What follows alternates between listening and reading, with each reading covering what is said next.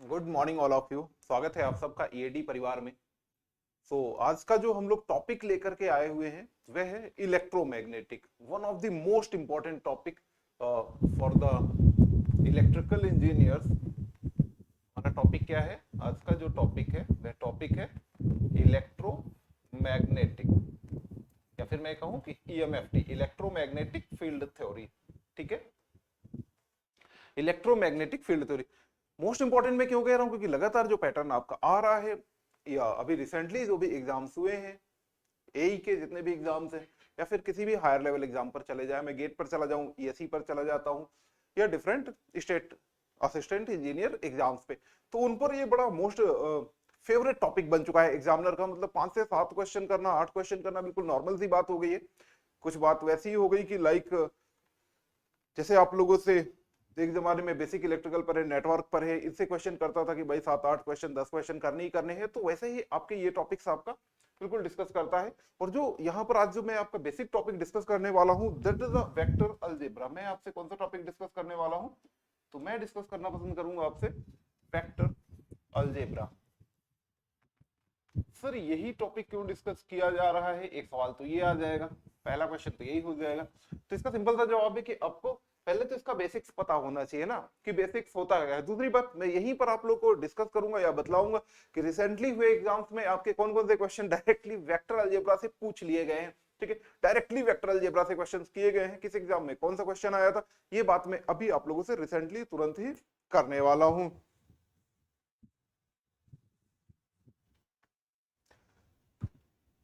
तो first question तो हो गया कि sir what is the electromagnetic. तो it is actually this is a branch of electrical engineering, this is a branch of engineering where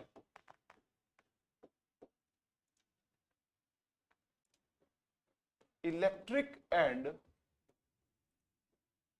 magnetic properties are discussed. ठीक है, ये आपकी ब्रांच है इंजीनियरिंग का, वह पोर्शन है, या फिर मैं कहूं कि इलेक्ट्रिकल इंजीनियरिंग पर या फिजिक्स में वह पोर्शन है where electric and magnetic phenomena are discussed.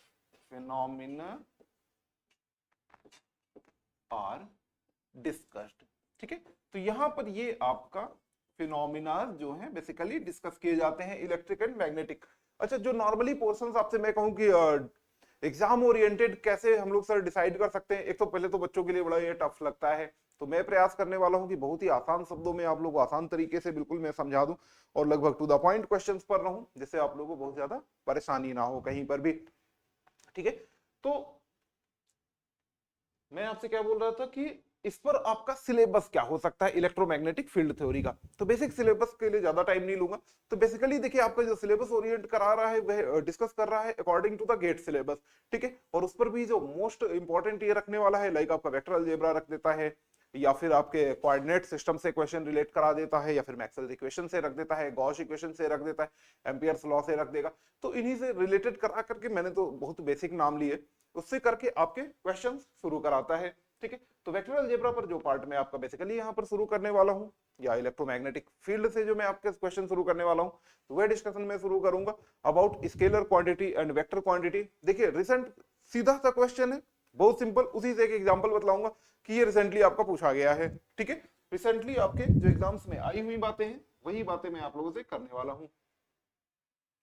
ठीक है, तो फर्स्ट टर्म जो मैं आप लोगों से वेक्टर अलजेब्रा पर यहाँ पर डिस्कस करने वाला हूँ, ये तो हमारा चैप्टर हो गया। ठीक है, ये हम लोग का क्या हो गया, basically this is your chapter, जहां से हम लोग अपनी बातें शुरू करने वाले हैं कि स्केलर क्या होता है, सर वेक्टर क्या होता है। तो देखिए, कोई भी टर्म आपका जो होता है वह डिसाइड होता है दो टर्म से, लाइक कि उसका क्या मैग्नीट्यूड होगा और उसका क्या आपका लोकेशन हो सकता है। ठीक है, मतलब लोकेशन का मतलब है कि आपको डायरेक्शन पता होगा कि किस पॉइंट से कहां से कैसे डायरेक्शंस होंगे। तो जब बात आप स्केलर टर्म की करते हो, तो स्केलर टर्म आपका डिसाइड होता है कि एक ऐसी quantity that has only magnitude, it has only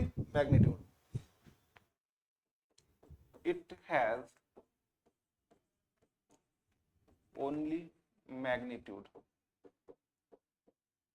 ठीक है, तो स्केलर टर्म्स पर आपके सिर्फ और सिर्फ आपको मैग्नीट्यूड देखने को मिला करता है, इस पर आपको डायरेक्शन नहीं पता चलते हैं।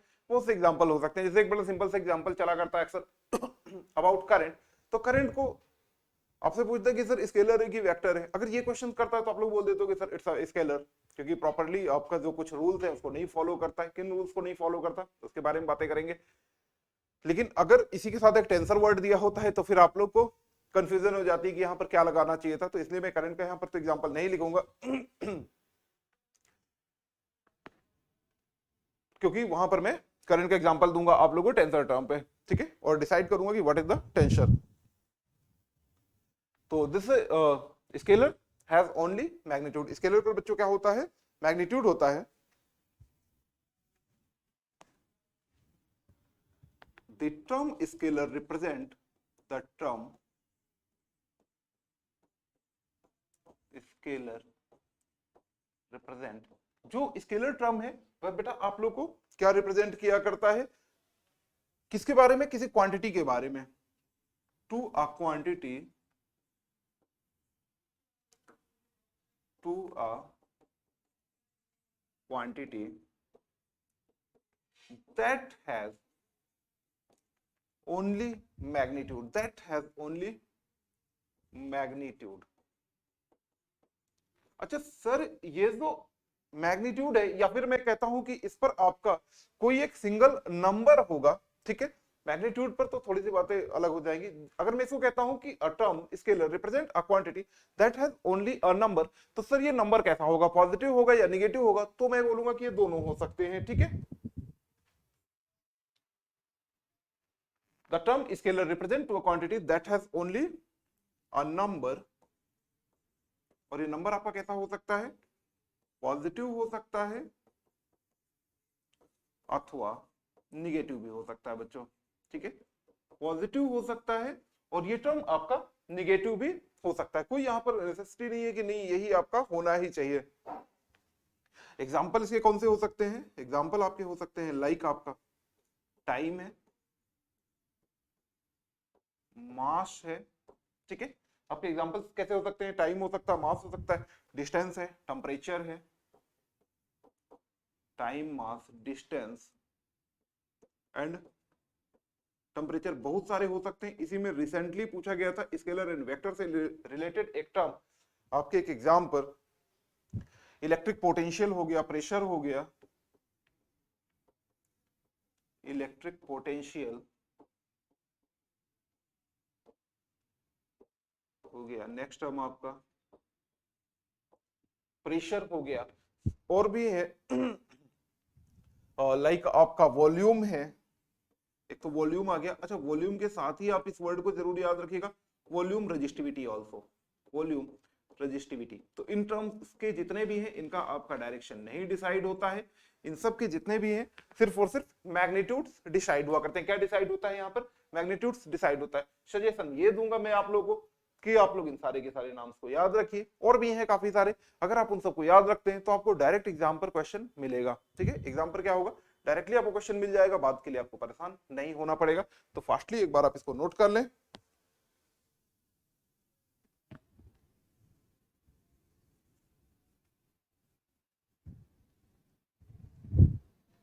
Next one, vector. What is the vector,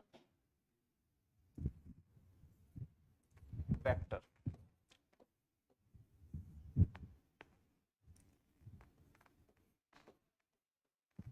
vector has both magnitude and direction, vector has both magnitude and direction. Vector पर बच्चों क्या होता है, मैग्नीट्यूड और डायरेक्शन दोनों होता है।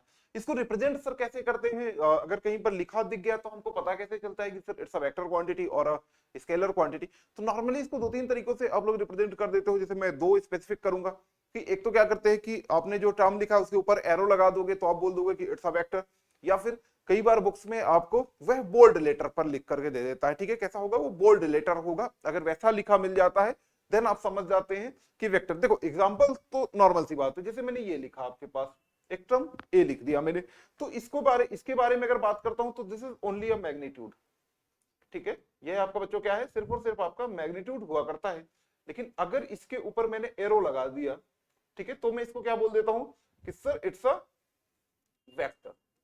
क्या हमने बोल दिया, ये आपका वेक्टर हो जाएगा। कई बार एरो लगा हुआ मिलेगा, या नॉर्मली बाहर आपका सिंपल सी लाइन आपकी खींची हो सकती है, तो वो भी आपको वेक्टर को ही डिफाइन कर रहा होगा। अभी देखिए सर और क्या तरीका है, जैसे कि अभी ये लेटर्स ऐसे लिखे और दूसरा लेटर मैंने ये लिख दिया, ठीक है, जो बुक इस लैंग्वेज की मैं प्रॉपर बातें कर रहा हूँ। तो जब इन्होंने ये लिखा ना, तो इसका मतलब है कि ये दूसरे लेटर से बोल्ड है, ठीक है, डार्क ज्यादा लिख रहा है उसको, तो इसका मतलब है कि दिस इज अ वेक्टर, ठीक है। डिफाइन करने के सिर्फ ये तरीके हैं, ये बच्चों क्या थे, डिफाइन करने के आप लोग के तरीके हो रहे हैं।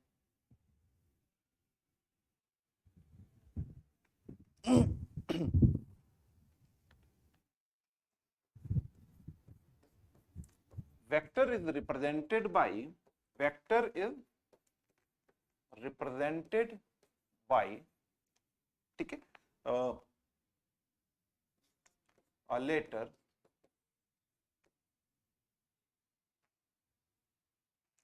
एक लेटर थे इन विच एरो इन टॉप, जिसके टॉप पर आप लोग क्या करते हो, एक एरो का निशान बना दिया करते हैं। क्या करते हैं, टॉप पर आप लोग एक एरो का निशान बनाया करते हैं, या फिर अथवा विद बोल्ड लेटर, ठीक है। दूसरा क्या तरीका है कि बोल्ड लेटर से भी आप लोग को बना हुआ ये प्राप्त हुआ करता है।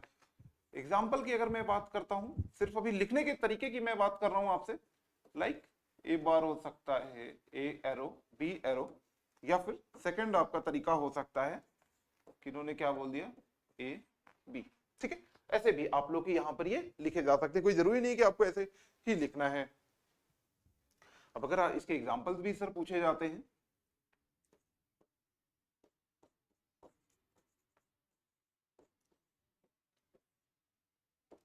एग्जाम्पल देखते हैं इसके क्या क्या है।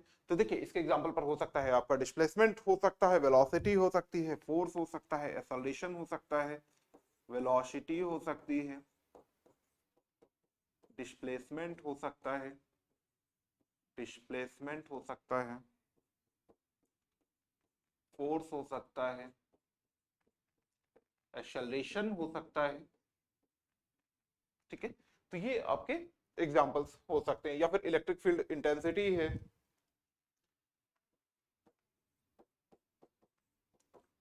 इलेक्ट्रिक फील्ड इंटेंसिटी है,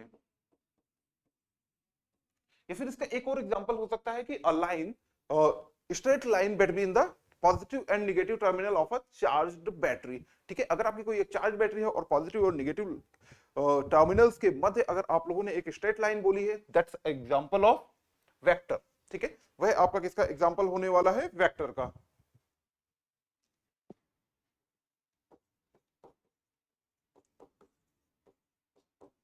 A straight line from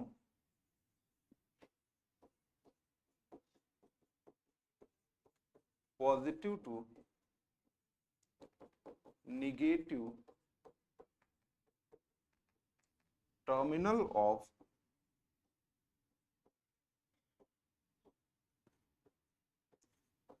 charged battery, ठीक है। ये आपका एक अनदर एग्जांपल हो सकता है। This is the vector. अब नेक्स्ट वन पॉइंट है कि सर वेक्टर क्या होता है, तो सॉरी वेक्टर हो गया आपका, स्केलर हो गया आपका। नेक्स्ट वन जो हम लोग को डिस्कस करना चाहिए वह हमको करना चाहिए फील्ड। हमको क्या डिस्कस करना चाहिए बेटा, फील्ड। तो फील्ड क्या होता है, एक फंक्शन होता है किसी पर्टिकुलर क्वांटिटी का, ठीक है, जो कि स्पेसिफाई होता है इन एवरीवेयर इन रीजन, ठीक है। फील्ड सिंपल डेफिनेशन फील्ड का। फिर फील्ड सर कितने प्रकार की हो सकती है, स्केलर फील्ड हो सकती है या फिर वेक्टर फील्ड हो सकती है। अगर स्केलर टर्म की वजह से फील्ड आ रही है then it's a scalar field, and अगर वेक्टर टर्म की वजह से फील्ड आ रही है then it's a vector field. Vector field से रिसेंटली आपका क्वेश्चन किया गया था 2022 पर आपका, अभी जो कुछ दिनों पहले आपका एग्जाम हुआ था उत्तर प्रदेश पावर कारपोरेशन निगम लिमिटेड पर, ठीक है। तो ये उम्मीद करता हूं कि आप लोग इन एग्जांपल्स को याद करने वाले हैं अच्छे तरीके से, क्योंकि ऐसे ही क्वेश्चंस वहां पर आएंगे, ठीक है। कोई बड़े क्वेश्चंस नहीं बनेंगे आप लोगों के।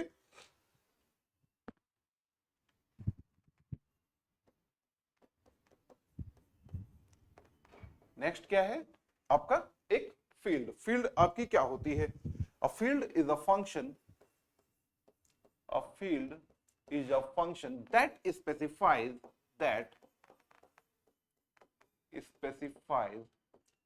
a particular quantity everywhere in region. ठीक है, everywhere in region मतलब आपका जैसे कोई क्वांटिटी हो सकती है, लाइक आपका फील्ड, और नॉर्मली आप लोग फ्लक्स वगैरह से समझ सकते हैं, तो वह आपका किसी पर्टिकुलर रीजन पे प्रॉपर्ली वो डिफाइन होता है कि यहाँ पर कितना फ्लक्स मिलने वाला है, यहाँ पर आपको कैसे डेंसिटी मिलने वाली है, दिस इज द फील्ड। ठीक है, यह आपका बच्चों क्या रहेगा, यह आपका फील्ड कहलाता है।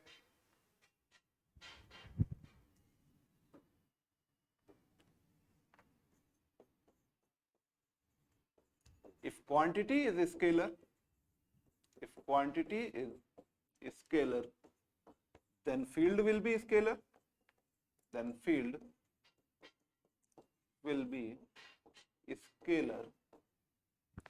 If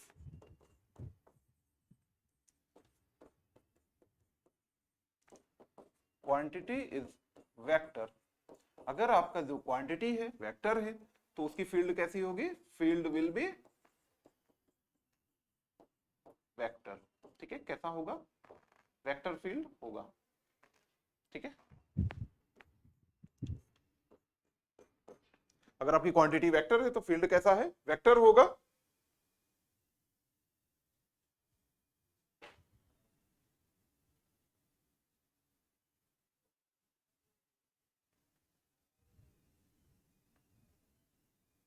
नेक्स्ट इज यहां पर अब हम लोग देख लेते हैं कि what's are the examples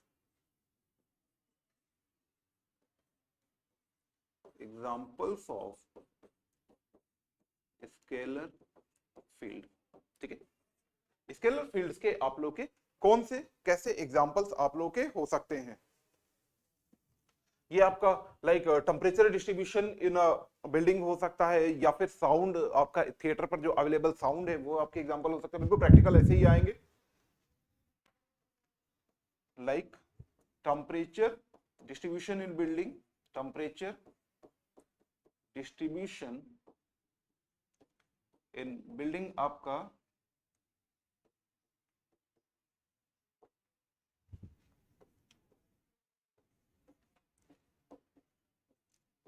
sound in a theatre. ठीक है, तो ये आपके कुछ एग्जांपल्स हो सकते हैं कि आपका स्केलर फील्ड के एग्जांपल्स है, या फिर इलेक्ट्रिक पोटेंशियल हो सकता है। नेक्स्ट आपका क्या है, electric potential in region, electric potential in region. ठीक है, नेक्स्ट वन चलिए हम लोग देखेंगे, क्या हम लोग देखने वाले हैं, एग्जाम्पल ऑफ वेक्टर फील्ड।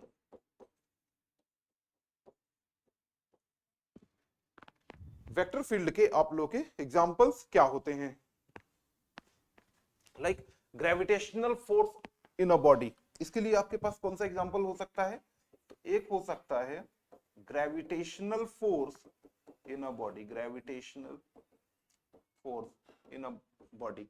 ये देखो प्रॉपर डिफाइन है चीजें, बस समझिए, वेक्टर बोल रहा है ना, तो ग्रेविटेशनल पुल तो प्रॉपरली डिफाइन है कि आपका जैसे अर्थ की बात करते हैं तो ग्रेविटेशनल पुल क्या करता है, अपनी तरफ खींचता है, तो मतलब नीचे की तरफ प्रॉपर डिफाइन है।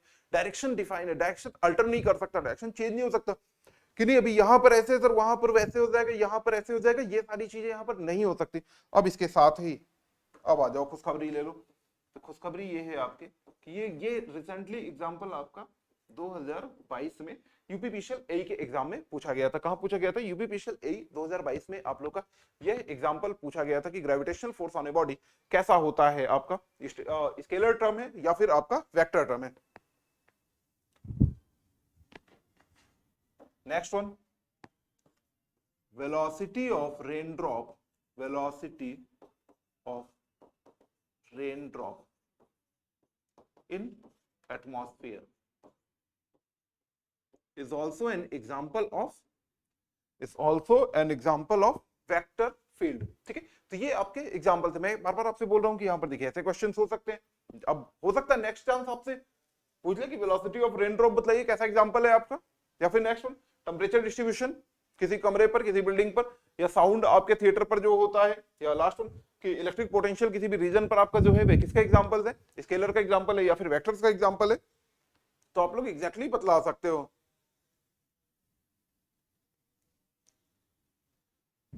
ओके, तो चलिए ये रहे आपके पॉइंट्स। नेक्स्ट हम लोग टॉपिक पर अपने आते हैं। नेक्स्ट हम लोग का पॉइंट क्या है,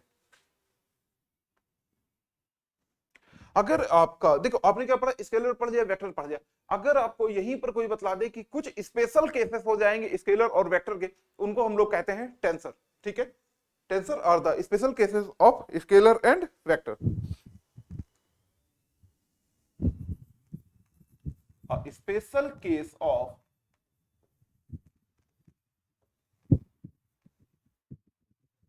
टेंसर आपका क्या होने वाला है, एक आपका तो पहली बात ये स्पेशल केस होने वाला है,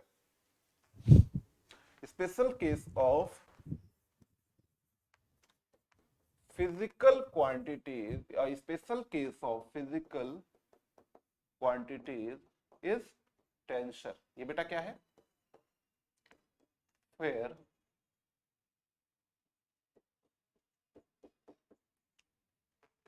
जहां पर आपका क्या होने वाला है, स्पेशल केसेस आप लोग के अप्लाई होंगे। ठीक है, where scalar cases of scalar and vectors are applied. ठीक है बच्चों, यहां पर क्या होता है, स्केलर आपके जो भी आपके टर्म्स होने वाले हैं स्केलर और वेक्टर के, कुछ स्पेशल केसेस आएंगे, सारे के सारे केसेस नहीं आया करते हैं। ठीक है, अगर टेंसर पर आपसे पूछता है कि यहाँ पर सर क्या क्या चीजें आपकी डिफाइन हो सकती है, तो टेंसर पर आपकी जो डिफाइन हो सकती है, तो देखिए टेंसर पर आपको ये जरूर याद रखिएगा टेंसर पर क्या क्या डिफाइन होता है। तो आपका एक तो मैग्नीट्यूड होता है, प्लस आपका यहाँ पर डायरेक्शन भी डिसाइड हुआ करता है बच्चों। क्या डिसाइड होता है, मैग्नीट्यूड के साथ ही आपका डायरेक्शन डिसाइड होता है, प्लस प्लेन। यहाँ पर आपका तीन चीजें आप लोग की डिसाइड होने वाली हैं। कितनी चीजें आपकी डिसाइड होंगी, तो magnitude plus direction plus plane, तीन चीजें यहाँ पर आप लोग का डिफाइन होंगे। यहाँ पे सर इसके एग्जांपल्स क्या हो सकते हैं, तो बच्चों अगर इसके एग्जांपल्स की मैं आपसे बातें करूं तो एग्जांपल पर आप क्या बतला देंगे, एक तो मैंने भी बोला था कि करंट, ठीक है, एक आपका करंट हो गया। नेक्स्ट वन आपके कुछ एग्जांपल्स हो सकते हैं, स्ट्रेस हो सकता है, स्ट्रेन हो सकते हैं, एक्सेट्रा। ठीक है, तो ये आपके कुछ एग्जांपल्स हो सकते हैं। देखिए अब अगर बात आ गई सर जरा करंट को एक्सप्लेन कर दीजिए सर, ये होती कैसे है। एक तो हम लोगों ने पढ़ा था कि सर स्केलर होती है, दूसरी हम लोगों ने एक चीज और गौर की, जब देखो करंट आपका फ्लो करती है तो नॉर्मली आप लोग क्या पता है कि सर करंट फ्लो करने का मतलब ये है कि जो भी फ्री इलेक्ट्रॉन्स है move in a particular direction. ठीक है, आपके किसी एक प्रॉपर डायरेक्शन पे मूव किया करते हैं, तो आपको ये बोलना चाहिए कि sir it's a vector quantity. लेकिन आप लोग वेक्टर क्वांटिटी कभी बोलते ही नहीं हो। आपसे जब पूछा जाता है तो नॉर्मली आप लोग क्या जवाब देते हैं कि sir it's a scalar quantity. आप लोग इसको क्या बोलते हैं, स्केलर क्वांटिटी आप लोग बोलते हैं। क्यों बोल देते हो, क्योंकि जो triangle law of the vector होता है, जो triangle law of the vector है वह सेटिस्फाई नहीं होता है, because current does not satisfy the triangle law of vector, so it's called the scalar term। अब इसको याद कैसे रखना कि सर अगर मान लीजिए आपसे पूछता है कि करंट इनमें से कौन सा टर्म है, स्केलर है, वेक्टर है, और दोनों हो सकता है या फिर दोनों नहीं हो सकता, अगर ऐसे आ गया तब तो अच्छा है कि फिर आप वहां पर अप्लाई करिएगा रूल की sir it's a scalar term. ठीक है, वहां पर आपको बतलाना क्या अच्छा रहेगा कि आप इसको बोलेंगे कि स्केलर है। लेकिन अगर साथ ही उसने रखा हुआ है एक ऑप्शन की स्केलर है, वेक्टर है, टेंसर है, ठीक है, तो वहां पर आप लोग को टेंसर डिफाइन करना चाहिए।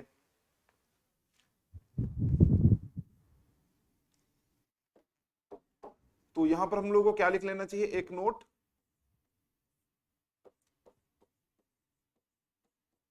current does not follow the किसको नहीं फॉलो करती है, triangle law of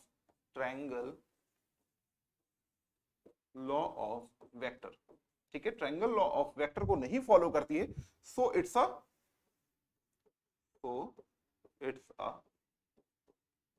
scalar quantity. इस वजह से ही आप लोग इसको बच्चों क्या बोल देते हैं कि सर यह तो स्केलर क्वांटिटी हो जाएगी, ये सर वेक्टर क्वांटिटी आपका नहीं होगा। ठीक है, कौन सी क्वांटिटी नहीं होगी, वेक्टर क्वांटिटी नहीं होगी। ओके जी, चलिए नेक्स्ट पॉइंट पर हम लोग आते हैं। नेक्स्ट पॉइंट जो है that is called unit vector.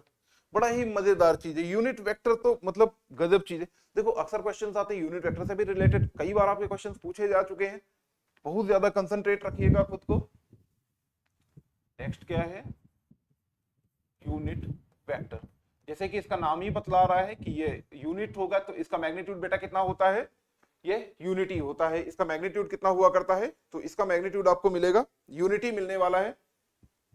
और इट्स अ डायमेंशनलेस वेक्टर, ठीक है, इट्स अ डायमेंशनलेस। ऐसा कोई भी प्रॉपर्ली आपका डायमेंशन नहीं होता, लेकिन सिर्फ इसका यूज क्या होता है, तो यूनिट वेक्टर आपको डायरेक्शंस बतलाता है। यूनिट वेक्टर आपको क्या बतलाता है, डायरेक्शंस बतलाता है। फॉर एग्जांपल अगर मैं आपको बतलाऊं कि आप कहीं जा रहे हो और आपको रास्ता ना पता हो, ठीक है, नॉर्मली आप लोग क्या किए, कहीं जा रहे हैं और आपको ये रास्ता नहीं पता है, तो आप क्या करते हैं, वहां पर लगे हुए साइन बोर्ड्स को चेक करते हैं कि अच्छा ये साइन कहाँ है, देहरादून से कहाँ जा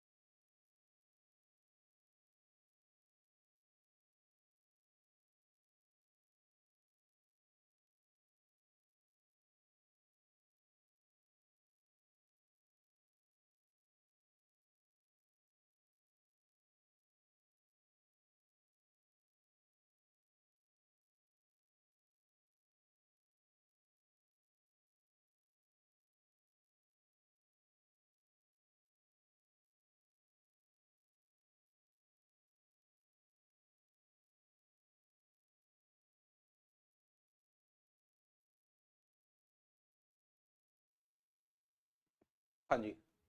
अच्छा, कुछ वॉइस प्रॉब्लम शायद हो गई थी, मैं एक बार इसको फिर से रिपीट कर देता हूं।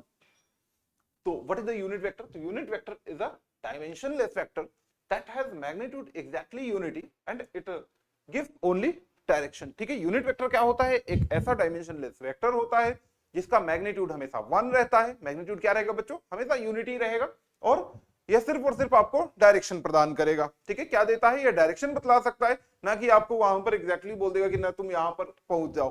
ठीक है, next one, direction of unit vector क्या होता है? तो increasing direction of the parameter होता है। कैसा होता है बच्चों?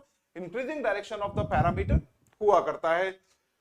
ये मैंने आपको एग्जांपल दिया था कि अगर यहां पर मैं यूनिट वेक्टर इसका मान लूं, तो यूनिट वेक्टर को आप रिप्रेजेंट कैसे करते हो? ए ए कैप। ठीक है, कई बार कैप से करते, कई बार नहीं करता है कैप से वो रिप्रेजेंट ऐसा कोई जरूरी नहीं कि करेगा ही। तो इसका डायरेक्शन कैसा होगा? तो इसका डायरेक्शन आपका कैसा रहेगा? अपवर्ड, जिधर ये जा रहा है जिस एंगल पर, कि ये अलोंग द ए एक्सिस आपका डायरेक्शन हो जाएगा। अभी बात हम लोग की क्या चल रही थी कि सर वेक्टर क्या होता है? तो वेक्टर सर होता है, दो चीज होती है, मैग्नीट्यूड होता है और डायरेक्शन होता है। तो जब मैंने वेक्टर इज इक्वल टू लिखा, तो मैंने क्या लिखा? मैग्नीट्यूड मल्टीप्लाई बाई मैग्नीट्यूड बस लिखा। फिर अगर मैं सिर्फ मैग्नीट्यूड लिख दूंगा तो ये वेक्टर ना बन करके आपका स्केलर बन जाता। क्या बन जाता बेटा? स्केलर टर्म बन जाता। तो आपने क्या किया कि मल्टीप्लाई करा दिया यूनिट वेक्टर से। किससे मल्टीप्लाई करा दिया? यूनिट वेक्टर से। और जैसे ही आप यहां पर यूनिट वेक्टर से मल्टीप्लाई कराते हो, तो इधर पर आपको क्या मिल गया कि सर ये वेक्टर टर्म बन गया। तो sir what is the unit vector? तो यहां पर यूनिट वेक्टर का हम लोग डिफिनेशन लिख सकते हैं क्या? तो unit vector is equal to vector divided by magnitude.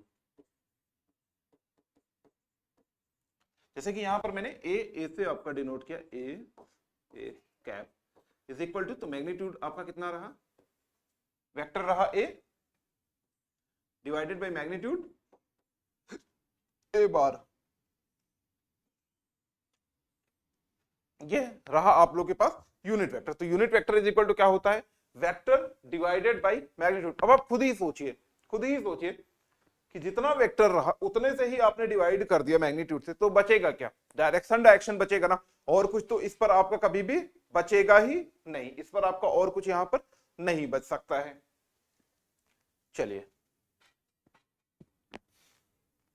Next point पर आता हूं मैं कि what is the definition of unit vector. तो unit vector along A is defined as vector, a unit vector along A is defined as a vector। इसको आप क्या कहते हो? कि ये आपका एक वेक्टर होने वाला है जिसका मैग्नीट्यूड कितना होगा बेटा? यूनिटी होगा। whose magnitude is unity, whose magnitude is unity and it's along, और किस साइड होगा? एंड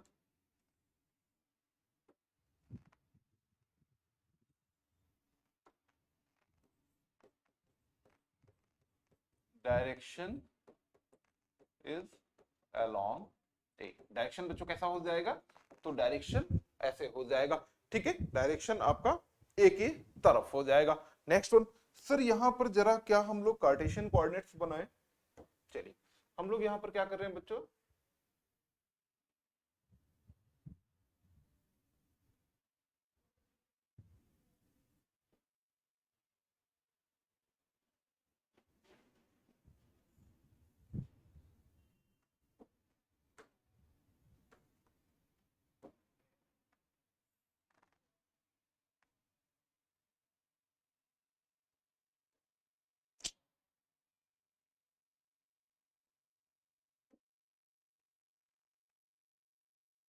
ये मैं ड्रॉ कर रहा हूँ कार्टेशियन कोऑर्डिनेट्स। अच्छा ये सर आप जो ड्रॉ कर रहे हैं, देखो आपका जो फिगर्स होते हैं वो कैसे रहते हैं? 3 डायमेंशनल पे रहते हैं ना हमेशा। अगर आप इसको देखना चाहते हैं, इसको आप फील करना चाहते हैं कि सर कार्टेशियन कोऑर्डिनेट्स कहां पर हमको ऐसे दिखेंगे, तो आप अपने कमरे की किसी भी कॉर्नर को देख सकते हैं। ठीक है, किसी भी कॉर्नर को आप देख सकते हो। तो कॉर्नर कैसे होगा? ऐसे होगा, और एक ऊपर की तरफ आपका जा रहा होगा लाइन। ठीक है, मर्जी आपकी कि आप यहां देखें या फिर आप बिलो वाला देख लेते कि अर्थ सरफेस आप लोग चेक कर सकते हैं। यहाँ नॉर्मली आपको डिफाइन कैसे करते हैं आप लोग कि this is sir X, this one is Y and this one is Z. तो ये जो एक्स वाई जेड आपके होते हैं, जो प्लेन आपका बनाया मैंने एक्स वाई जेड प्लेन, तो इस प्लेन पर आप देखेंगे कि each are perpendicular to each, ठीक है। एक्स वाई पर परपेंडिकुलर है, वाई जेड पर परपेंडिकुलर है, जेड एक्स पर परपेंडिकुलर है, मतलब ये एक दूसरे पर 90 डिग्री बनाया करते हैं। कितना डिग्री आपका बनाते हैं हमेशा? 90 डिग्री आप लोग का यहाँ पर ये हमेशा बनाया करते हैं। मैं यहाँ पर डिस्कस करने आया हुआ हूँ कि सर यूनिट वेक्टर यहाँ पर आपके कैसे होंगे। यूनिट वेक्टर्स का अगर आप लोग डायरेक्शन देखोगे तो देखो ये होगा, एक आपका ये हो जाएगा ए वाई, कैप लगा दीजिए, अलोंग द एक्सिस हुआ करता है, तो this is a x and this one is a Z, ठीक है। किधर हो गया? अलोंग द एक्सिस होने की वजह से ये आपके डायरेक्शंस हो जाएंगे। कैसे डायरेक्शंस आप लोगों को प्राप्त हो चुके हैं? ओके जी। क्या सर इनको हम लोग एक्सचेंज कर सकते हैं? हाँ कर लो, उस पर किसी को भी कोई प्रॉब्लम नहीं होने वाली है। आप चाहें तो अपने यूनिट वेक्टर्स को आप लोग आराम से बढ़िया यहाँ पर एक्सचेंज वगैरह खूब करते रहिए।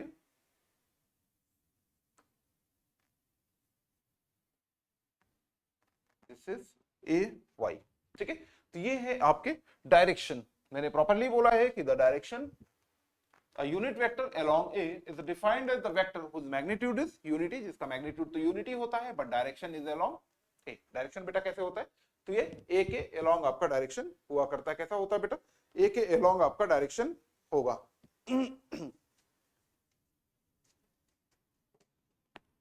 Next one is your position vector. Next आपका क्या है टॉपिक? तो पोजीशन वेक्टर।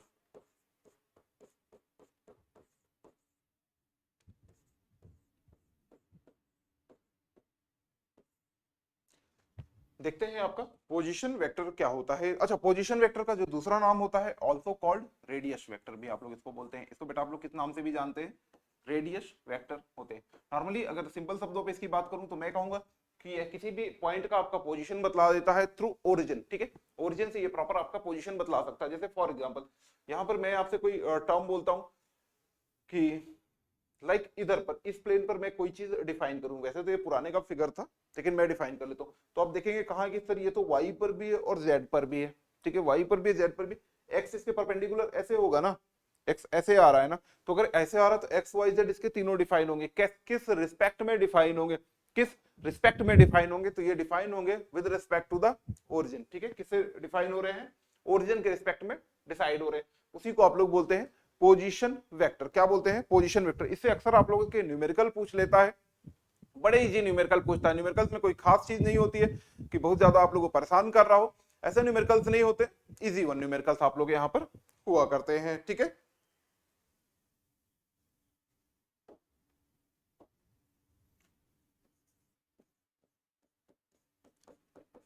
पोजीशन वेक्टर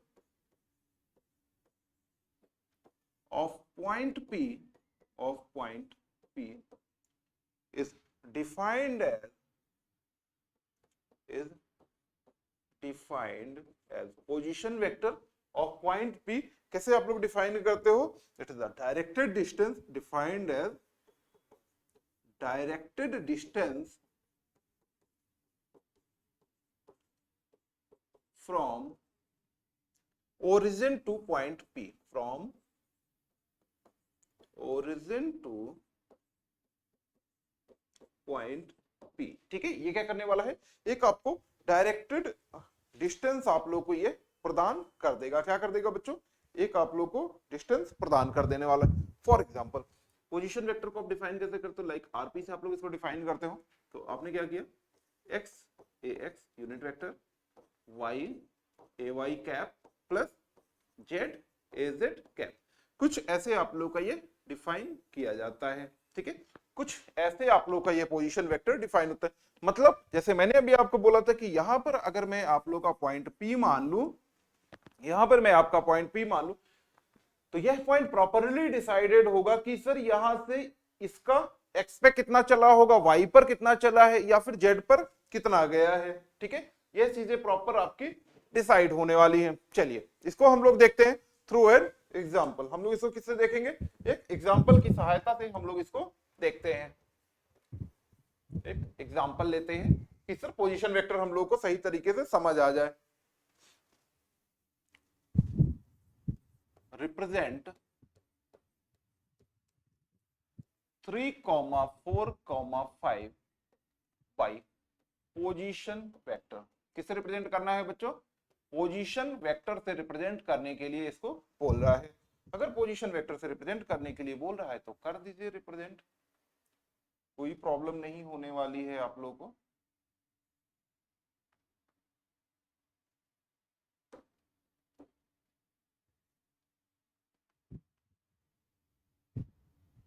ये लीजिए, ये हमने कर दिया। देखिए x का कितना दे रहा है कोऑर्डिनेट्स, कि x में बोल रहा है कि 3 आप पॉइंट्स चले होंगे, y पर कितना है 4 एंड z पर आपका कितना दे रहा है 5। ठीक है, तो यहां पर पहले डिफाइन करिए कि सर x y z कौन कौन सा है। तो ये x एक्सिस है, this is your y axis and this one is your z axis. कितनी एक्सिस मिल गई आपको? तीनों एक्सिस आप लोग की बन गई। ठीक है, x y and z axis. अब इसमें कह रहा है कि सर डिफाइन करिए, तो x पर कितना बोला है 3 पॉइंट ना, तो 1 2 3 और भी एक बना देता हूं ना 4 तक। y पर वैसे 4 बोल रहा है, मैं एक एक्स्ट्रा बना दूंगा 1 2 3 4 5। ठीक है, z पर कितने पॉइंट्स हैं, लाइक 1 2 3 4 5 6 7, ऐसे आपके पॉइंट्स हो सकते हैं। तो x पर कितना है, x के अकॉर्डिंग अगर सिर्फ x होता तो यहां पर मिलना चाहिए था पॉइंट, y पर होता तो यहां पर आपको मिलना चाहिए था, और z पर होता तो आपका 5 पॉइंट पर आपका मिल जाता। अगर बाकी आपके कोऑर्डिनेट्स जो है वे 0 दिए होते कि x 0 है y 0 है तो z वाला बस मिलता। तो यहाँ पर ऐसा नहीं है, ये पूछ रहा है कि मुझे जरा पोजीशन बतलाओ आप लोग। कितना बतलाओ, क्या कह रहा है आपसे कि जरा मुझको पोजीशन यहाँ पर बतलाइए। तो x पर कितनी पोजीशन आपकी कह रहा है, तो 3 पोजीशन पर कह रहा है ना। कहां पर बेटा बोल रहा है, 3 पर आपको बोल रहा है। ओके, तो चलिए ना इसके पैरेलल लाइए ना लाइन, कहां से, y 1 2 3 4।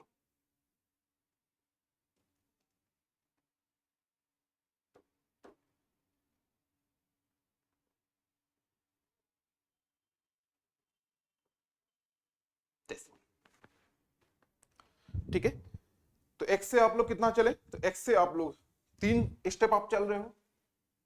x is equal to कितना आपके पास है 3, okay, and y is equal to बच्चा कितना है यहाँ पर 4। ऐसे ही अब इसको आप लोगों ने क्या किया होगा, अगर आप इसको फील कर सकते हो तो लाइक ऐसे है, फिर एक टर्म आपका ऊपर एक्सिस जा रहा है। ठीक है, तो ये क्या करेगा, इधर से इन दोनों को तो आप लोगों ने मेजर कर लिया, एक्स और वाई का, इस पॉइंट को आप ऊपर लेकर के चलिए। ठीक है, तभी तो आप जेड एक्सिस पर पहुंचेंगे। तो जब आपको जेड एक्सिस पर जाना है तो कितने पर जाना है, 1 2 3 4 5। ठीक है, तो यह आपको कहीं पर मिलेगा समथिंग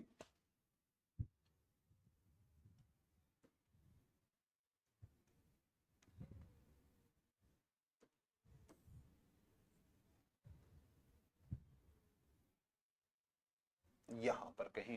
ठीक है, और ये आप बच्चों कितना चले थे, z is equal to 5, Z axis पर कितना गए 5 आप लोग गए हुए। तो अब आपको क्या मिल गया, अभी आपको जो चीजें मिली हैं, यह आपको मिला पोजीशन वेक्टर। आपको क्या मिल गया बेटा, पोजीशन वेक्टर।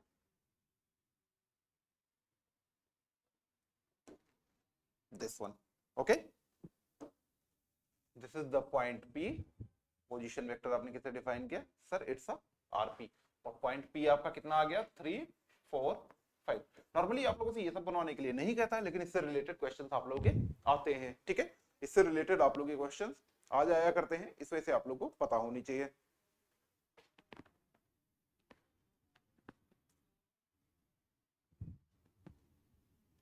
नेक्स्ट वन देखिए, यहीं पर मैं आप लोगों को अगला भी टॉपिक बतला ही देता हूं ना, distance vector.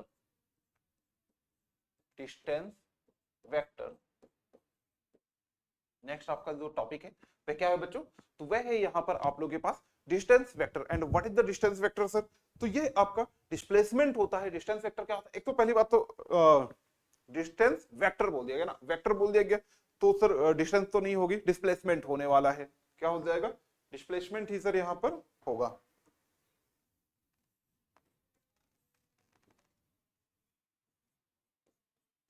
It is a displacement, it is a displacement from, it is a displacement from one point to another, one point to another। ठीक है, ये बच्चों आपका क्या होने वाला है, डिस्प्लेसमेंट होने वाला है एक पॉइंट से दूसरे पॉइंट पर। क्या करने वाला है? Displacement one point two another point. For example जैसे ये पॉइंट में मान लेता हूं बेटा ओरिजिन, यहां पर मैंने एक आपका क्या दिखला दिया कि इट्स अ पोजीशन वेक्टर। ठीक है, मैंने आपको क्या बतलाया कि इट्स अ पोजीशन वेक्टर, और इसकी सिचुएशन मैंने दी आरपी, एंड इस पॉइंट को चूंकि मैं पी आपका डिफाइन कर रहा हूं, इसको मैं आपके लिए क्यू डिफाइन कर देता हूं। ठीक है, this is are P Q. Are P Q is your called displacement vector. ठीक है, ये आपका बेटा क्या कहलाया? Displacement vector. तो इसका पोजीशन वेक्टर कितना है? आर क्यू है। पोजीशन वेक्टर आपको कितना प्राप्त हो गया? आरपी प्राप्त हो गया, एंड आर क्यू आप लोगों को वेक्टर्स प्रॉपर्ली प्राप्त हो गए। अब देखिए सर आरपीक्यू का वैल्यू कितना होगा? आरपीक्यू का वैल्यू आपसे ये पूछता है, यहां से क्वेश्चंस आप लोग ऑलरेडी पूछे जा चुके हैं कि सर एक का सिचुएशन ये है, एक का सिचुएशन ये। अब समझिए, जब पी आपका पॉइंट कहीं डिफाइन किया गया होगा तो यहां पर अगेन आपका डिस्टेंस वेक्टर पोजीशन वेक्टर की तरह आपके टर्म्स डिफाइन होंगे। ठीक है ना, फिर X Y Z something sir कुछ होता है ये, जैसे कि पोजीशन वेक्टर डिफाइन ऐसे किया गया, तो ऐसे ही यहाँ पर पी के पॉइंट्स डिसाइडेड होंगे, ऐसे ही यहाँ पर आपके क्यू के पॉइंट्स डिसाइड होंगे। लेकिन सर जो पी के पॉइंट डिसाइड होंगे ना, वह किसके रिस्पेक्ट में होंगे? अगेन आपका ओरिजिन के रिस्पेक्ट में रहता है। पोजीशन वेक्टर किसके रिस्पेक्ट में होता है? With respect to the origin in a particular direction. ठीक है, और ऐसे ही आपका पोजीशन के बाद आपका क्या हो जाता है बेटा? ऐसे ही मतलब पी रहे होगा तो क्यू भी तो आपका विद रिस्पेक्ट टू ओरिजिन ही रहा होगा। ठीक है, यह भी आपका ओरिजिन के ही रिस्पेक्ट में रहा होगा। अब देखते हैं तो सर पी के आपके पॉइंट्स क्या रहे होंगे? यहां पर मैं लेट करता हूं एक्सपी, वाईपी, जेडपी। ठीक है, पी के पॉइंट्स आपके ये रहे होंगे, क्यू के पॉइंट्स सर क्या रहे होंगे? X Q, Y Q and Z Q. तो ये आपके पॉइंट्स रहे होंगे तीनों के। ठीक है, लेकिन आपका क्वेश्चन तो था डिस्प्लेसमेंट वेक्टर पता करना। आपको क्या पता करना था? आर पी क्यू पता करना। आपको डिस्प्लेसमेंट वेक्टर पर इंटरेस्ट है। तो sir what is the value of are P Q? तो आर पी क्यू कितना होगा? तो आर क्यू पोजीशन इसकी माइनस आर पी। ठीक है, इनका पोजीशन वेक्टर्स के आपस में सब्ट्रैक्शन हो जाएगी कि क्यू की क्या पोजीशन है और पी की क्या पोजीशन। या फिर आप ऐसे समझ सकते हैं कि पी वाली पोजीशन से उठ करके आपको क्यू की पोजीशन पर आनी है। ठीक है, it is a displacement from one point two the another, मतलब पी वाले पॉइंट से उठ करके क्यू वाले पॉइंट पर आना, कि आपने कितना डिस्प्लेस कर दिया खुद को। ठीक है, या इस पॉइंट ने, पी पॉइंट ने क्यू तक पहुंचने में कितना डिस्प्लेसमेंट किया। ठीक है, तो देखिए यहां पर आपके पास वैल्यू कितनी आ जाएगी? तो दिस बिकम्स इक्वल टू, देखिए इसको मैं यहां पर लिखने वाला हूं आप लोगों के लिए, R P Q is equal to X Q minus X P A X cap plus Y Q minus Y P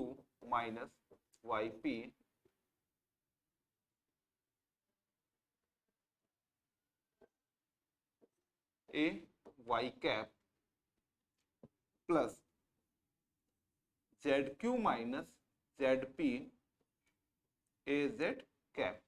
ठीक है,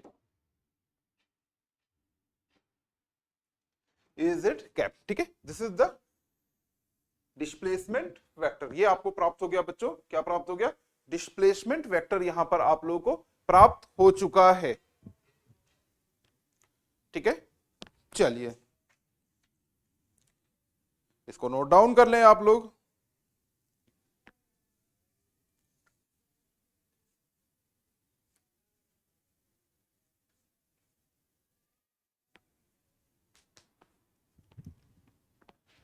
next one, vector addition and vector subtraction. Next one क्या है आपका टॉपिक जो है?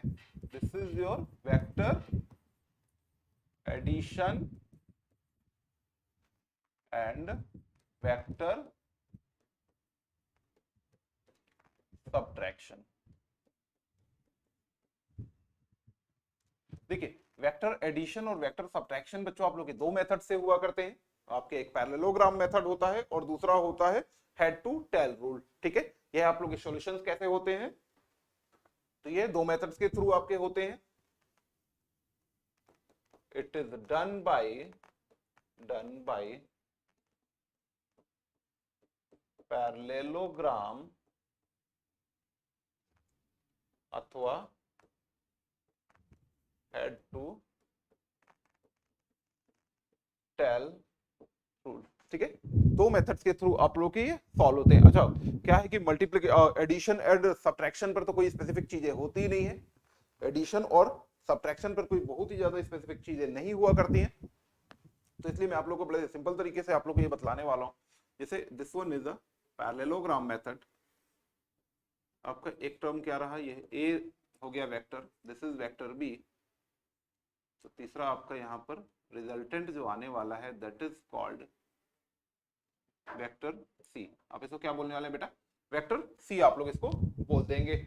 ओके, एंड यहाँ पर जो रूल आप लोग यूज कर रहे हैं, वास्तव में आप कौन सा यूज कर रहे हैं, पैरेललोग्राम। पैरेललोग्राम रूल आप यहाँ पर यूज करने वाले हैं, ठीक है। अब यहाँ पर सर सी का वैल्यू कितना आएगा, तो सी का वैल्यू, चूंकि यहाँ पर मैं आप लोगों को जो बतला रहा हूँ वो मैं आप लोगों से यहाँ पर डिस्कस कर रहा हूँ अबाउट एडिशन, ठीक है। Addition and vector addition and vector subtraction. तो यहाँ पर फर्स्टली डिसाइड हम लोग जो करने वाले वह एडिशन के बारे में बात करने वाले हैं। इसके बाद हम लोग डिस्कस करेंगे about subtraction. This is head to tail. अब देखिए यहाँ पर अगर आप गौर कर रहे हो तो इस वेक्टर का आपका हेड है, ठीक है, और इस वेक्टर का आपका टेल है। ओके, यहाँ पर रिजल्टेंट बच्चा कितना आ जाएगा, दिस इज वेक्टर सी, ठीक है, this one is vector C. तो ये आपका कौन सा रूल रहा, head to tail rule. Add करने के लिए अननेसेसरी हम लोग बहुत ज्यादा टाइम नहीं वेस्टेज करेंगे कि नहीं हम लोग काफी ज्यादा ये रखें कि नहीं प्रॉपर हमको डीप में बहुत ज्यादा जाना है, क्योंकि यहाँ पर क्वेश्चंस यहाँ से ही आने वाले। जैसे मैंने प्रीवियस पर अभी बतलाया था कि रिसेंटली आपका क्वेश्चन पूछा गया था, बड़ा सिंपल सा क्वेश्चन किया गया था कि भाई ये बतला दीजिए कि ग्रेविटेशनल फोर्स जो आपका लग रहा है वो किसका एग्जांपल है।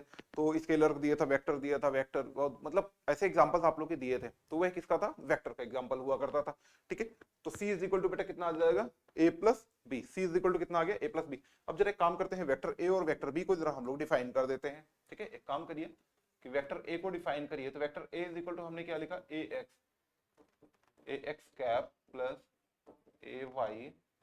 ay cap plus az cap, ठीक है। वेक्टर बी आप लोग का बेटा कैसे डिफाइन होगा, तो bx ax cap plus by cap plus cz में कहां से ले आया, अब bz and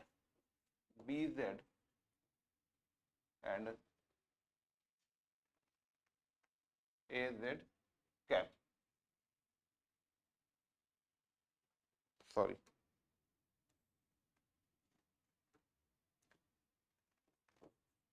bx ax plus by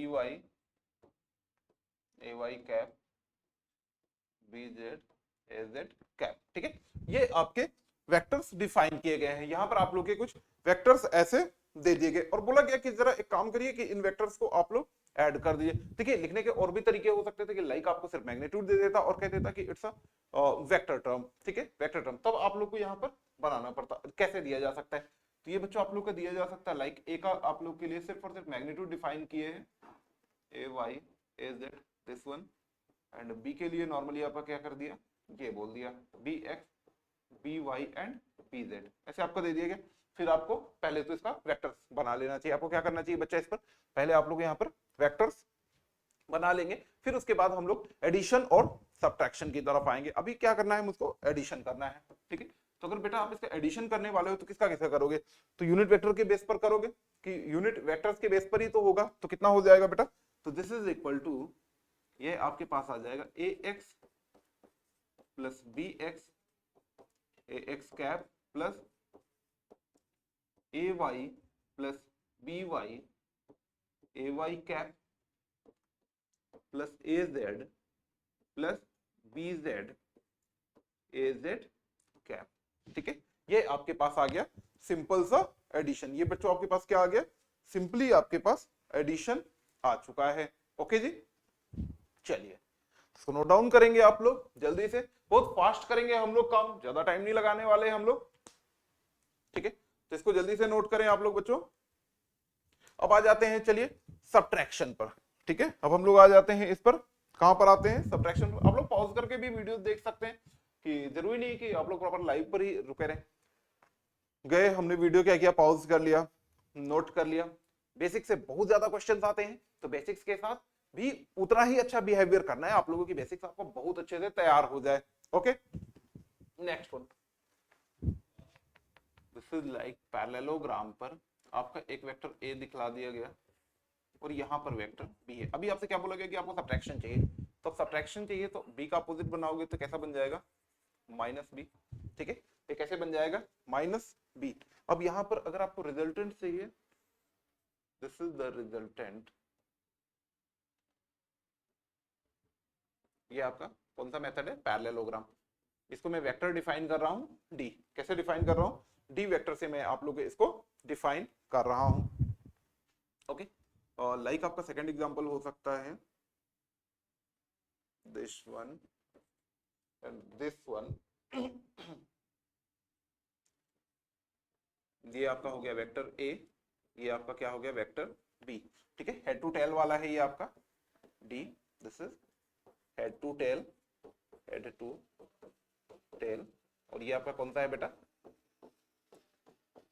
parallelogram method. ठीक है, कौन सा है, पैरेललोग्राम है, and this one is head to tail method. Okay जी। अब अगर आपसे यहाँ पर डी पूछता है कि सर यहाँ पर डी का वैल्यू कितना होगा, तो डी का वैल्यू बेटा कितना लिखोगे आप लोग, D is equal to A minus B. A minus B चाहे तो लिख लो, और चाहे एक काम करिए A plus minus of B, है ना। जैसे आपने क्या किया हुआ है, बी का वेक्टर तो इधर था, लेकिन आप लोगों ने क्या किया, इसको अपोजिट कर दिया, तो डायरेक्टली ए माइनस बी कर दीजिए, या फिर ए प्लस, मतलब मैंने अपोजिट डायरेक्शन कर दिया 180 डिग्री पर। ठीक है, तो अगर आपका सॉल्यूशंस यहाँ पर पूछेगा तो आपके पास बेटा सॉल्यूशंस क्या आ रहा है, ए एक्स माइनस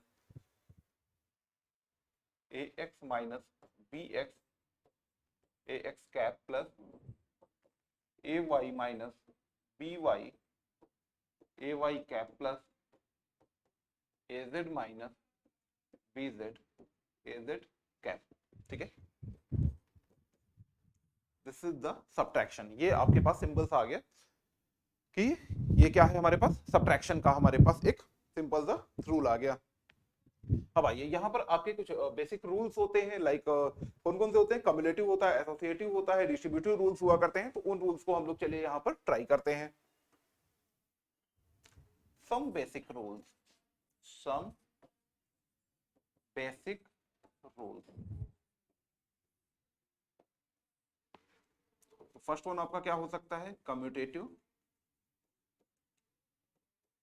कम्यूटेटिव। दूसरा एसोसिएटिव, एसोसिएटिव। थर्ड वन बेटा क्या है, थर्ड वन है आपका डिस्ट्रीब्यूटिव। थर्ड वन क्या है, डिस्ट्रीब्यूटिव है आपका। कौन कौन से हैं, कम्यूटेटिव, एसोसिएटिव एंड डिस्ट्रीब्यूटिव। तो आइए यहाँ पर पहले हम लोग हमको क्या देखना है, एडिशन पर ही देखते हैं हम लोग। ठीक है, सिंपल सा जो देखेंगे वो एडिशन का हम लोग देखने वाले हैं। तो एडिशन पर आपको यहाँ पर देखिए बच्चों, यहाँ पर क्या क्या दिखेगा कि लाइक अगर आपका कम्यूटेटिव है तो a plus B is equal to आप क्या लिख सकते हैं, b plus A. a plus B को आप क्या लिख सकते हैं, equal to b plus A आप लोग लिख सकते हैं। नेक्स्ट वन, अगर आपका क्या है, एसोसिएटिव है, एसोसिएटिव है तो आपका कैसा है, a प्लस ब्रैकेट पे b प्लस सी, b प्लस सी। तो ये आपके पास बेटा हो जाएगा a प्लस बी प्लस सी। ठीक है, दिस वन। नेक्स्ट वन आपका क्या रूल आ गया, डिस्ट्रीब्यूटिव। तो अगर आपका डिस्ट्रीब्यूटिव है तो देखिए लाइक आपने कोई एक टर्म मल्टीप्लाई कराया होगा के का a प्लस बी पर, तो बेटा आपके पास कितना हो गया, के ए बार या एरो आप बोल दें, के बी बार या एरो। ठीक है, तो these are the basic laws. ये आपके बहुत ही सिंपल से बेसिक से आपके रूल्स थे। ओके, चलिए मैं अब आपको बतलाता हूं, यहाँ पर आपके लिए बड़ा एक सिंपल सा न्यूमेरिकल मैं यहाँ पर आप लोगों के लिए करवा देता हूं, जिससे आप लोगों को इसके एप्लीकेशन समझ में आ जाए कि सर यहाँ पर न्यूमेरिकल्स या फिर क्वेश्चंस आपके आते कैसे हैं। ठीक है, यहाँ पर आपके क्वेश्चंस कैसे आते हैं, अक्सर कंफ्यूजन होती है बच्चों को, ये रूल्स तो याद हो जाते हैं, क्वेश्चंस पे अप्लाई करने पर प्रॉब्लम होने लगती है। The point P and Q are located at the point P and Q are located at, यहां पर आपके दो पॉइंट्स है, एक आपका P पॉइंट है और दूसरा आपके पास Q पॉइंट है। कहां पर लोकेट किए गए हैं? 0 2 4 एंड दूसरा पॉइंट आप लोग के लिए बेटा कहां पर रखा गया है? -3 1 एंड 5, -3 1 5। कैलकुलेट, क्या बोला गया कि जरा कैलकुलेट करिए। देखिए यहाँ पर आपके पास कुछ ज्यादा ही चीजें मैं आप लोगों को कैलकुलेट करने के लिए बोलने वाला हूँ। पोजीशन ऑफ वेक्टर P, पहला पॉइंट आपके लिए मैंने क्या बोला कि position of vector P, that means आपसे आरपी पूछ रहा है, ठीक है। सेकंड आपसे यहाँ पर क्वेश्चन कर सकता है कि डिस्टेंस बिटवीन वेक्टर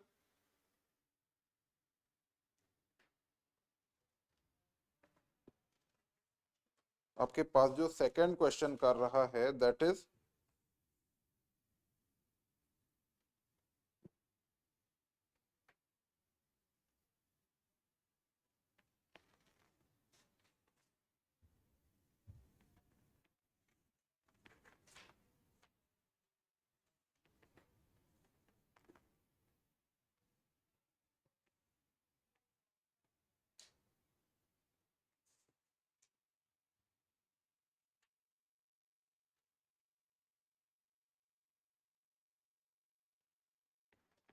हाँ जी, next one is distance vector from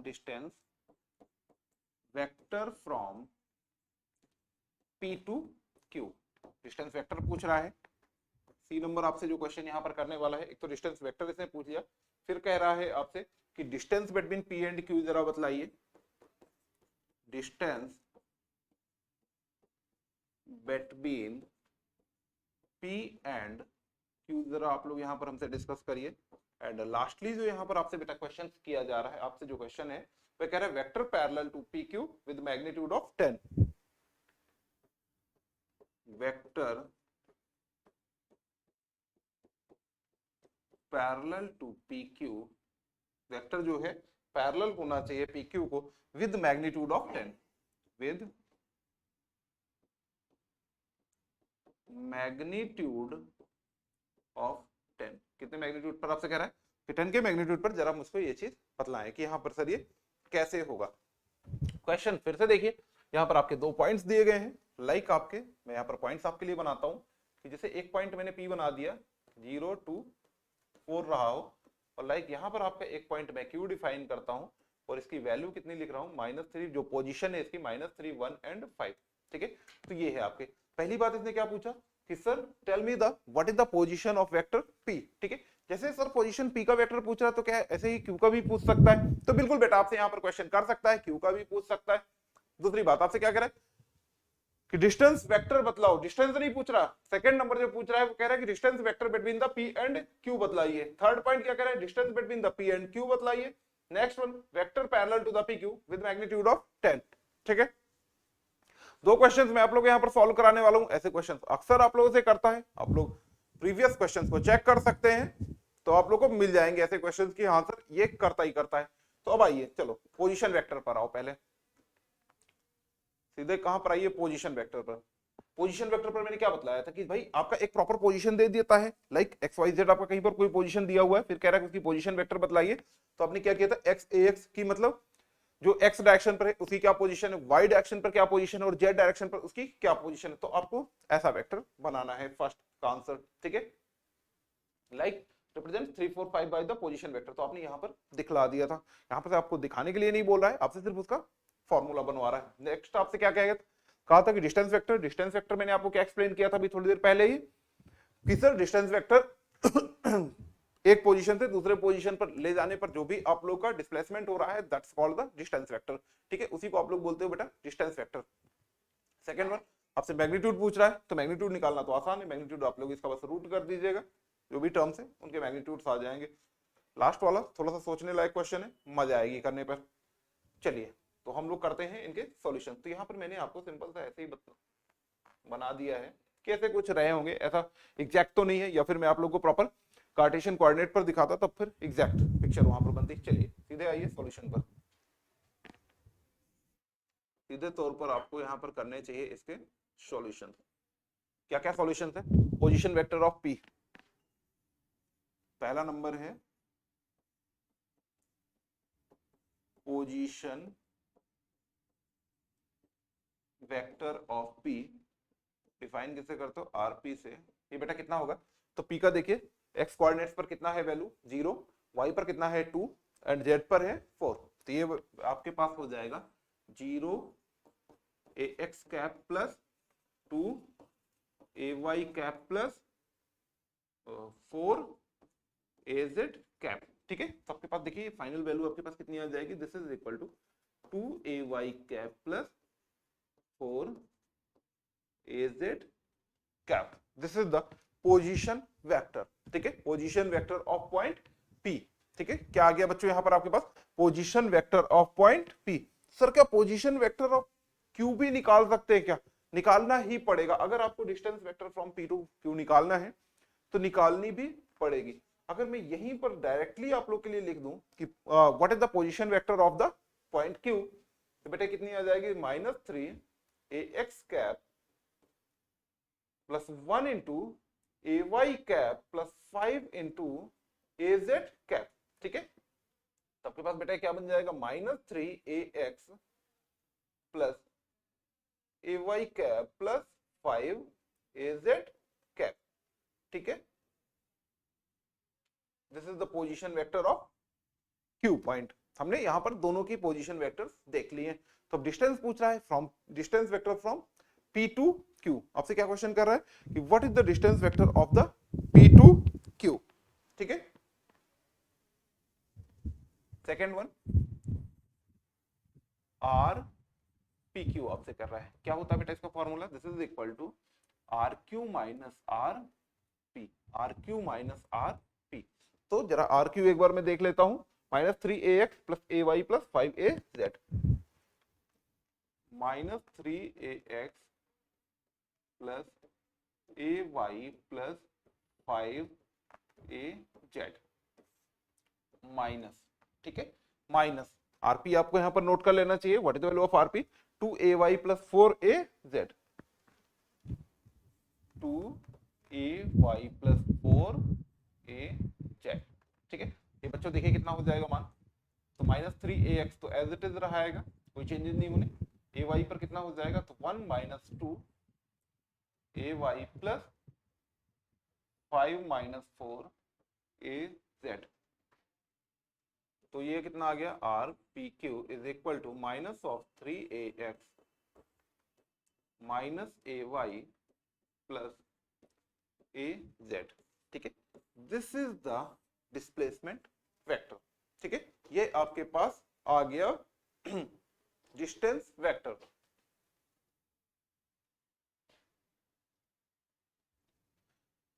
क्या आ गया आपके पास? डिस्टेंस वेक्टर आपको प्राप्त हो गया। थर्ड आपका पॉइंट क्या कह रहा था बच्चों? तो थर्ड पॉइंट देखते हैं। थर्ड पॉइंट ने कहा था कि what is the distance between the P and Q. आपसे डिस्टेंस पूछ रहा ना, तो मतलब क्या हो गया कि मैग्नीट्यूड पूछ रहा है। डिस्टेंस पूछने का क्या मतलब हो गया कि आपसे मैग्नीट्यूड पूछ रहा है, वेक्टर नहीं पूछ रहा। आपसे क्या पूछ रहा है? मैग्नीट्यूड पूछ रहा है। और बेटा अगर मैग्नीट्यूड पूछ रहा है तो कितना हो जाएगा? इसका मॉड निकाल दीजिए। मैग्नीट्यूड आपसे पूछ रहा है ना, तो mod R P Q is equal to बेटा कितना हो जाएगा? This is equal to root of -3 square plus root of -1 square plus 1 square. तो बच्चे मान आपके पास कितना बन गया? Equal to root of 9 + 1 + 1। Answer आपके पास आ गया रूट ऑफ 11। ठीक है, आंसर कितना आ गया आपके पास? Root of 11। अगर रूट ऑफ 11 की वैल्यू आपसे पूछता है तो ये है समथिंग 3.317। कितनी आ गई बेटा? 3.317। ओके जी, तो 3 आंसर आपके पास आ चुके हैं।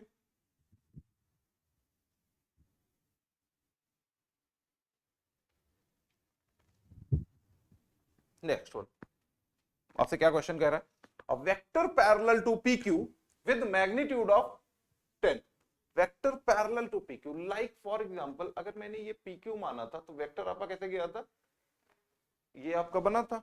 ठीक है, ये बना था। कह रहा है कि इसके पैरेलल पर होना चाहिए, इसके कैसा होना चाहिए बेटा, पैरेलल पर होना चाहिए, लेकिन मैग्नीट्यूड उसका होगा 10। कितना होगा बेटा, मैग्नीट्यूड इसका हो जाना है 10। बड़ा ही मजेदार सवाल है, बड़ा ही मजेदार सवाल है। चलिए,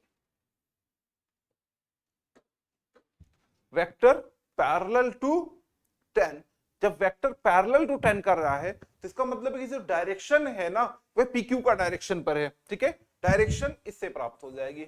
मतलब आप यहां से सिर्फ और सिर्फ डायरेक्शन पता कर लीजिए।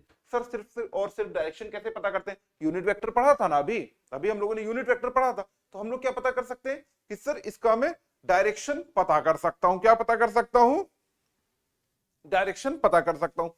तो मैंने क्या किया, फोर्थ नंबर पर late required vector is a, let required vector is a, ये मैंने वेक्टर ही मान लिया। मैंने क्या कर दिया बेटा, वेक्टर ही मान लिया।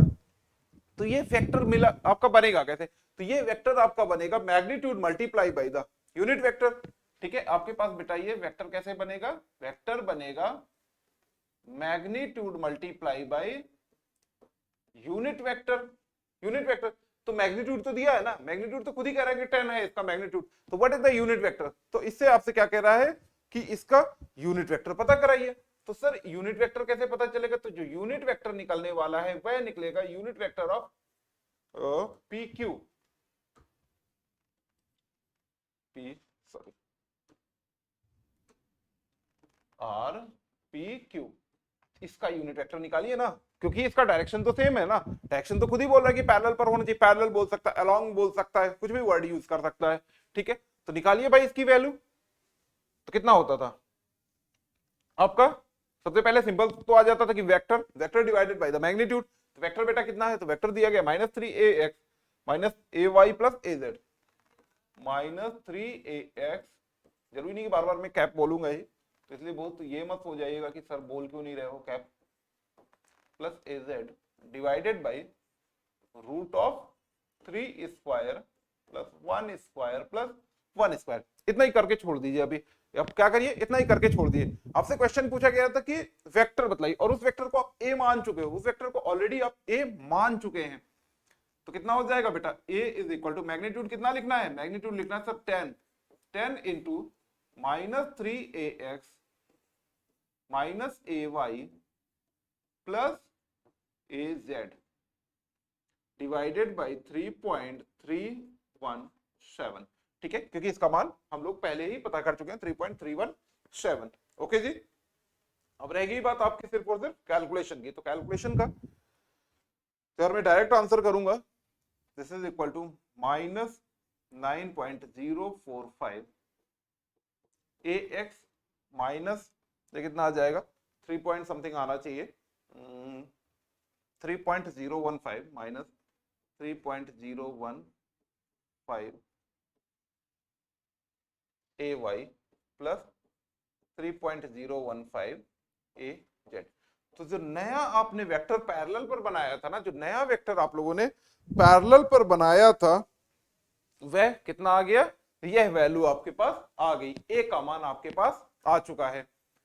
बड़ी सिंपल सी चीज पूछी थी, बस यह अगर फॉर्मूला का समझ है, ठीक है, अगर ये फॉर्मूले की समझ थी, याद होने वाली बात नहीं थी, समझ वाली बात थी कि अगर समझ है तब तो सॉल्यूशन आ जाएगा, समझ नहीं है तो क्वेश्चन फंसेगा। तो क्या हो जाएगा बच्चों, ये क्वेश्चन आप लोगों का फंसेगा। उम्मीद तो करता हूं कि आप लोग को ये चीज समझ आ गई होगी। नेक्स्ट वन, एक और आप लोग के लिए, चलिए मैं न्यूमेरिकल करवाता हूं, एक अगेन न्यूमेरिकल में कराता हूं आप लोगों को।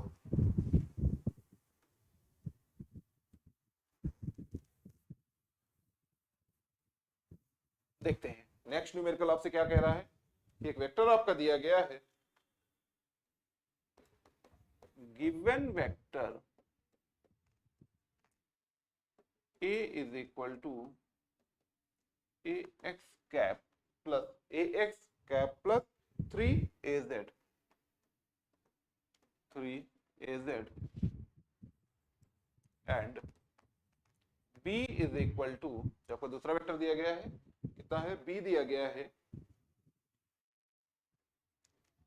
5ax plus 2ay minus 6az, ये आपके दो वेक्टर्स दिए गए हैं a और b आपसे। अब आपसे यहाँ पर आपसे देखिए क्वेश्चन क्या कह रहा है, कह रहा है कि डिटरमाइन करिए a number mod of a plus B. Second आपसे बच्चों क्वेश्चन कर रहा है 5a minus B, 5a minus B. C number आपसे क्वेश्चन कर रहा है component of a along ay, component of vector a along ay के along आपसे कंपोनेंट पूछ रहा है। Next one,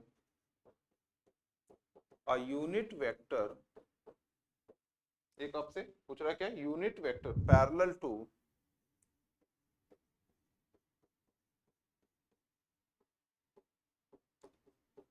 three A plus B, unit vector parallel to 3a plus B. यहां पर आपके यह क्वेश्चंस किए गए हैं। चलिए पहले हम लोग समझेंगे इन क्वेश्चंस के बारे में, फिर हम लोग करेंगे इनका सॉल्यूशन। दो वेक्टर्स बतलाए गए, एक ए वेक्टर बतलाया गया ax प्लस 3az, बी बतलाया गया 5ax plus 2ay minus 6az। पहला क्वेश्चन कि ऐड कर दीजिए, उसके बाद उसका मैग्नीट्यूड मुझे दे दीजिए। दूसरा क्वेश्चन 5a माइनस बी, मतलब सब्ट्रैक्शन का क्वेश्चन है। Next, component of a along ay, कह रहा कि a का कौन सा कंपोनेंट ay के along है। और last one, a unit vector parallel to 3a plus B. Unit vector parallel ही बोलना जरूरी क्या सर, along नहीं बोल सकता क्या? या ऐसे बोल दे कि unit vector 3a plus B के डायरेक्शन पर, तो यही बोल रहा है वास्तव में ये, ठीक है, ये कुछ और नहीं बोल रहा है। ये कह रहा है कि इसका डायरेक्शन बतलाना, किसका डायरेक्शन पूछ रहा है, 3a प्लस बी का डायरेक्शन पूछ रहा है। किसका डायरेक्शन पूछ रहा है, 3a प्लस बी का डायरेक्शन पूछ रहा है। चलिए करते हैं इसका सॉल्यूशन। पहले ने क्या बोला था, a प्लस बी, मॉड बाद में कर लेंगे। तो हम क्या करने वाले हैं, सिंपल सा a plus B, a plus B, a का वैल्यू बेटा कितना है, ax plus 3az, ax plus 3az plus 5ax plus 5ax plus 2ay minus 6az, minus 6az। ठीक है, तो बेटा ये वैल्यू कितनी हो जाएगी, तो ये कितना हो गया 1 प्लस 5 ax कैप प्लस, अगर आप a वाले टर्म पर देखते हो तो y, ay है नहीं, आपका जो भी पॉइंट डिसाइड किया गया था वह a और x और z के बेस पर डिसाइड हो गया है, क्योंकि y पर वह शून्य है। Plus 2ay plus 3 minus 6az, 3 minus 6az। तो बच्चों ये वैल्यू कितनी आ गई, 6ax plus 2ay minus 3az। ठीक है, this is the vector addition. यह सिंपल सा क्या किया गया बेटा, वेक्टर एडिशन कर दिए गए हैं, a प्लस बी कर दिया गया, ओनली वेक्टर एडिशन है ये। यहां पर ये मैग्नीट्यूड नहीं है। तो सर मैग्नीट्यूड फाइंड करिए ना, जो क्वेश्चन पूछा गया है। तो मैग्नीट्यूड बेटा कितना हो जाएगा, a plus B is equal to root of 6 square 2 square plus minus 3 square. देखिए कितनी वैल्यू आ जाएगी, 36 प्लस 4 प्लस 9, 36 प्लस 4 प्लस 9। तो बेटा ये कितना हो गया, root of 49, that is equal to 7। कितना आ गया मैग्नीट्यूड, तो मैग्नीट्यूड इसका बेटा आया है 7। मॉड a प्लस बी कितना आया है आप लोग के पास, मॉड a प्लस बी जो आया है वह आया है 7। कितना आया है, 7। Okay, is that clear for all of you? क्या ये सबके लिए क्लियर है? तो क्लियर होना चाहिए जो लग रहा है। ठीक है, ए के बाद ये आपने किसका सॉल्यूशन किया था, ए वाले नंबर का किया था। एक काम करते हैं, सी का सॉल्यूशन कर लेते हैं, क्योंकि यहां पर स्पेस थोड़ा सा कम है और स्पेस भी यूज हो जाएगा। Component of A along A Y, कह रहा है कि जो ए वाला वेक्टर है आपका, जो ए वेक्टर है उसका कंपोनेंट कह रहा है कि ए वाई पर कैसे है, मतलब वाई एक्सिस पर आपका कंपोनेंट कितना है, मैग्नीट्यूड कितना है। तो एक चीज जरा देख करके बतलाओ, मैं जरा ए वेक्टर को ही नोट डाउन कर देता हूं। तो ए वेक्टर मैंने लिखा तो कितना लिखा बेटा, ए एक्स कैप प्लस 0 इंटू ए वाई कैप प्लस 3 ए जेड कैप। ठीक है, तो ये आपके रहे आपका जो वेक्टर ए दिया हुआ है। तो अब बतलाइए कि ए वाई का कंपोनेंट कितना है, ए वाई पर कितने का मल्टीप्लीकेशन था, 0 का मल्टीप्लीकेशन था, तभी तो नहीं दिया था, अदरवाइज देना देता वो कि सर 2 नंबर है, 4 नंबर है, 10 नंबर है, कुछ दिया ही नहीं ना। तो 0 का मल्टीप्लीकेशन था, तो आपके पास कितना आ गया आंसर यहां पर 0। कितना आ गया बेटा आंसर, तो आंसर यहां पर आपको जो प्राप्त हो रहा है वह वैल्यू है 0।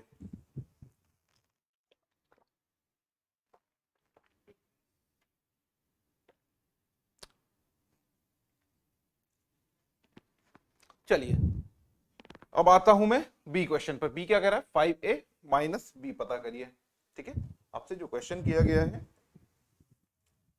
बी नंबर आपसे कह रहा था कि सर 5a माइनस बी पता करें। तो 5 इंटू ए एक्स प्लस जेड पर कितना दिया था, वाई पर दिया ही नहीं था, 3az कितना था, 3az cap minus B.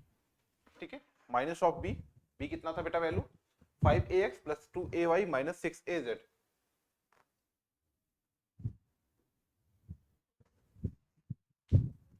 Five A X plus 2ay plus 6az, यही वैल्यू थी ना,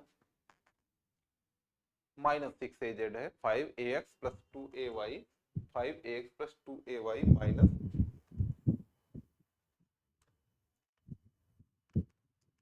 6az। ठीक है, तो दिस इज द वैल्यू। तो बेटा कितना हो जाएगा 5 माइनस 5ax, ठीक है, plus 0 minus 2ay plus 3 minus minus plus हो जाएगा 6az। ठीक है, तो बेटा मान आपके पास कितना आ गया। तो अब देखो यहाँ पर अब ax शून्य हो गया, ठीक है, मतलब a पर नहीं है अब आपका ये, plus 9az। This is the correct answer. तो आपके पास बेटा कितना आंसर आ गया, minus 2ay plus 9az। Sorry 9 नहीं, ये 15 होना चाहिए था, तो थोड़ा सा मिस्टेक हुई यहाँ पर। कहाँ पर, तो यहाँ पर मुझे लिखना चाहिए था 15। कितना करना चाहिए था बेटा 15। तो ये कितना हो गया 15 एंड दिस इज 21। कितना आ गया बच्चों ये, तो ये आपके पास आ गया 21az। कितना आ गया बच्चों, तो ये आपके पास आ चुका है 21az। ओके, तो दिस इज द आंसर। अब आइए जरा डी नंबर पर। डी नंबर आपसे क्या पूछ रहा है, डी नंबर का क्वेश्चन पढ़ते हैं हम लोग, फिर हम लोग इसका सॉल्यूशन करते हैं। A unit vector parallel to 3a plus B, 3a plus B का यूनिट वेक्टर पूछ रहा है। किसका पूछ रहा है, 3a प्लस बी का यूनिट वेक्टर पूछ रहा है। Unit vector of 3a plus B, ठीक है, unit vector of 3a plus B. तो 3 इंटू ए का वैल्यू बच्चों कितना है यहाँ पर, तो ए का वैल्यू आपके पास कितना दिया हुआ था, A X plus 3az, A X plus 3az plus B का वैल्यू कितना दिया हुआ था, तो बी था 5ax plus 2ay, 5ax plus 2ay minus 6az, minus 6az। ठीक है, तो यह था। तो पहले इसका एडिशन आपने करके निकाला तो कितना आया बेटा, 3 प्लस 5ax, y पर कितना है 0 plus 2ay plus 9 minus 6az। ठीक है, तो ये आपके पास वैल्यू आ गई sir, it's 8ax plus 2ay plus 3az। ठीक है, कितना है 8ax plus 2ay plus 3az। Okay, अब आपसे कह रहा है कि सर ये नहीं पूछ रहा है यार, ये तो वेक्टर निकला है, ये तो वेक्टर आया ना, 3a प्लस बी क्या आया, अभी सिंपल सा आपके पास वेक्टर आया हुआ है। आपसे पूछ तो कुछ और ही रहा है ना, कह रहा है कि यूनिट वेक्टर बतलाओ। आपसे बेटा पूछ क्या रहा था,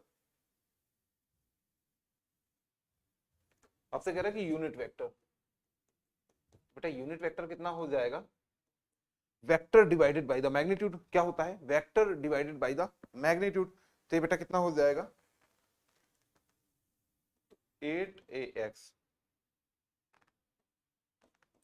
plus 2ay plus 3az divided by the magnitude, divided by the magnitude, कितना बेटा magnitude 8 square plus 2 square plus 3 square, answer आ जाएगा 8ax plus 2ay plus 3az divided by root of 64 plus 4 plus 9, this is 8ax plus 2ay plus 3az whole divided by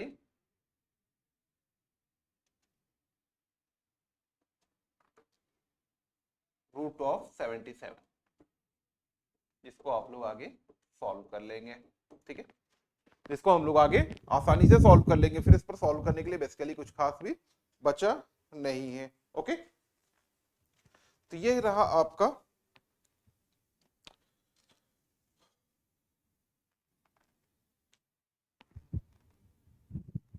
बड़ा ही simple सा question रहे हैं आपके कि कैसे आपके क्वेश्चंस आते हैं। यहाँ पर मैंने नॉर्मली आपका वेक्टर अलजेब्रा पे जो डिस्कशन करना था अभी आज का वह यहीं तक था। हम लोगों ने कहां तक किया, एडिशन कर लिया, सब्ट्रैक्शन कर लिया।